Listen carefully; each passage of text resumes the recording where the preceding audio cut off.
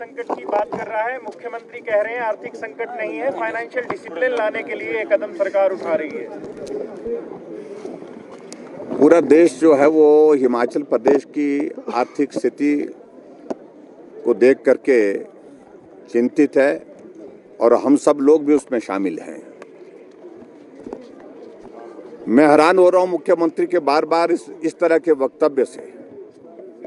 सुबह कहते हैं कि प्रदेश बहुत गंभीर आर्थिक संकट के दौर में से गुजर रहा है और शाम को कहते हैं कि आर्थिक संकट है नहीं, हम जो है हिमाचल प्रदेश में फाइनेंशियल डिसिप्लिन की बात कर रहे हैं। लेकिन आज मैंने उन्हें पॉइंट ऑफ ऑर्डर जब अध्यक्ष महोदय जी से पूछा कि हमने नियम 67 के अंतर्गत स्थगन प्रस्ताव दिया था विधानसभा के अंदर, क्योंकि कर्मचारियों को सैलरी नहीं मिली, कर्मचारियों के अलावा पेंशनर्स को पेंशन नहीं मिली। आज सितंबर की 4 तारीख बीत गई है। इस पर मुख्यमंत्री जवाब देने के लिए खड़े हुए। पहले कहने लगे मैं जवाब देना चाह रहा हूं और बाद में कह रहे हैं कि मैं स्टेटमेंट दे रहा हूं। हैरानी इस बात को लेकर के है कि 2 वर्ष का कार्यकाल हिमाचल प्रदेश में कांग्रेस पार्टी की सरकार का होने जा रहा है। अभी भी जहां इनकी विफलता होती है, नाकामयाबी होती है, वहां दोष पूर्व सरकार को दिया जाता है और केंद्र सरकार को दिया जाता है। हमारे समय में भी इस तरह से हालात बहुत ज्यादा ऐसे नहीं थे कि आर्थिक दृष्टि से हिमाचल बहुत मजबूत था, लेकिन फिर भी हमने उस जिम्मेवारी को समझा और उस जिम्मेवारी का निर्वहन किया। बतौर मुख्यमंत्री, बतौर फाइनेंस मिनिस्टर हमने समय पर सैलरी दी, समय पर पेंशन दी और डीए की किस्तें जारी की। एरियर्स थे वो पेंडिंग, उसमें बहुत सारी राशि दी।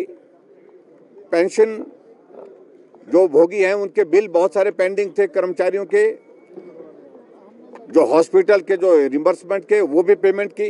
लेकिन आज की तारीख में हम सिर्फ इतना ही जानना चाहते थे मुख्यमंत्री से कि आप तारीख तो तय कर दीजिए कि किस तारीख को, क्योंकि कर्मचारी रोजाना अपने मोबाइल पर मैसेज देख रहा है। पेंशन वो भी मोबाइल पर देख रहा है, मैसेज आया कि नहीं आया, पेंशन आई कि नहीं आई, सैलरी आई कि नहीं आई, तो उसके लिए तारीख निर्धारित कर दो।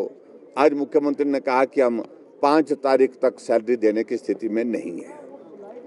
ये स्थिति प्रदेश के सामने स्पष्ट होनी चाहिए। इसका मतलब है हिमाचल प्रदेश का आर्थिक संकट के दौर में से गुजर रहा है, जिसको मुख्यमंत्री स्वीकार क्यों नहीं कर रहे हैं। विकास के तमाम सारे कार्य बंद कर दिए और जितनी जनहित की योजनाएं थी उन सबको बंद कर दिया। पेंशनर्स और कर्मचारियों को सैलरी और पेंशन देने के लिए आज की तारीख में इस प्रकार के जो हालात बने, निश्चित रूप से ये चिंता का विषय है और पूरे देश भर में हिमाचल प्रदेश की आर्थिक स्थिति खराब है।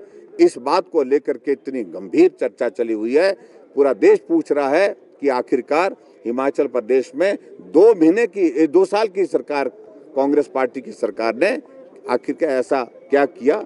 ये सारी गारंटियां जो वादे किए थे, जो कमिटमेंट की थी उन्होंने सत्ता में आने के लिए, आज कह रहे हैं कि हमको फ्रीबीज से बचना चाहिए। लेकिन सत्ता में तुम आए ही इस वजह से है क्योंकि आपने लोगों को झूठे आश्वासन, झूठी गारंटियां दे करके लोगों को गुमराह किया था।